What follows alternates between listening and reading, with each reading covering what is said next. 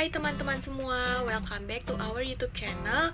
Di video kali ini, kami akan menjelaskan tentang financial technology atau yang lebih sering disingkat fintech. Apa itu fintech? Dikutip dari Bank Indonesia, fintech adalah singkatan dari financial technology, yaitu hasil pencampuran antara jasa keuangan dan jasa teknologi. Lalu, fintech mencakup cara pembayaran, transfer dana, pengumpulan dana, pinjaman dana, hingga pengelolaan aset. Kemudian, karena adanya fintech, pembayaran ini bisa dilakukan di jarak yang sangat jauh dan juga durasi waktu yang sangat singkat. Fintech juga terdiri menjadi beberapa jenis. Yang pertama yaitu perbankan. Fintech perbankan contohnya mobile dan internet banking yang dimanfaatkan dengan mudah dengan melibatkan internet. Saat ini sudah banyak bank yang telah melakukan sistem digitalisasi ini. Jenis-jenis fintech yang kedua ada pembayaran. Fintech pembayaran adalah layanan keuangan yang hanya untuk menerima dan mengirimkan uang secara digital. Untuk menggunakan layanan ini kita tidak perlu memiliki rekening bank. Contoh untuk fintech ini adalah PayPal, GoPay, Dana, ShopeePay, OVO, dan lain-lain. Ketiga, pinjaman keuangan. Melalui fintech, kamu juga bisa mendapatkan berbagai macam pinjaman keuangan. Dan jangan lupa untuk memilih startup fintech yang telah diawasi oleh Otoritas Jasa Keuangan atau OJK agar transaksi kamu lebih aman. Yang selanjutnya adalah crowdfunding. Crowdfunding atau urun dana bertujuan untuk amal. Dalam artian, uang akan disumbangkan.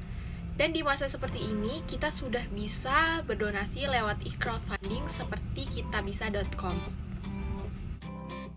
Yang kelima, ada asuransi. Fintech asuransi adalah alternatif asuransi konvensional. Melalui fintech ini, kamu bisa mendaftar asuransi hanya dalam hitungan menit. Jenis asuransi yang ditawarkan pun bermacam-macam, mulai dari kendaraan hingga kesehatan. Tabungan dan investasi. Ada juga perusahaan fintech yang bergerak di bidang tabungan dan investasi. Jenis-jenis investasi online yang bisa kamu lakukan di startup ini adalah reksadana, emas, hingga Bitcoin. Kelebihan fintech yang pertama memudahkan kita untuk mendapatkan pinjaman dengan besaran tertentu. Yang kedua bisa dipakai untuk belajar investasi. Yang ketiga bisa digunakan untuk semua pengguna smartphone. Yang keempat, fintech memiliki izin resmi dan diawasi. Sebagian besar perusahaan sudah memiliki asosiasi dan diawasi OJK, jadi akan sulit untuk melakukan penipuan pada nasabah. Yang kelima, memudahkan nasabah memenuhi kebutuhan mendesak.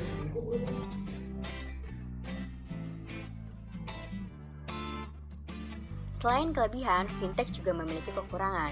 Kekurangan yang membuat para pengguna harus lebih cermat saat menggunakannya. Karena 1. Dana yang ditawarkan terbatas. 2. Menyembunyikan biaya layanan. 3. Waktu pinjaman yang singkat. 4. Masih rawan terjadi penipuan. 5. Beresiko saat melakukan investasi. Fintech merupakan salah satu alternatif berinvestasi yang menghadirkan pilihan untuk mengakses layanan jasa keuangan secara praktis, efisien, nyaman, dan ekonomis. Keberadaan fintech sangat mempengaruhi gaya hidup masyarakat ekonomi. Perpaduan antara efektivitas dan teknologi memiliki dampak positif bagi masyarakat. Siapkah kamu menghadapi peralihan hidup yang serba online ini? Yuk sikapi uangmu dengan bijak, cerdas mengelola masa depan sejahtera. Demikian presentasi dari kami. Apabila ada kesalahan kata, mohon dimaafkan. Jangan lupa untuk like, comment, dan subscribe.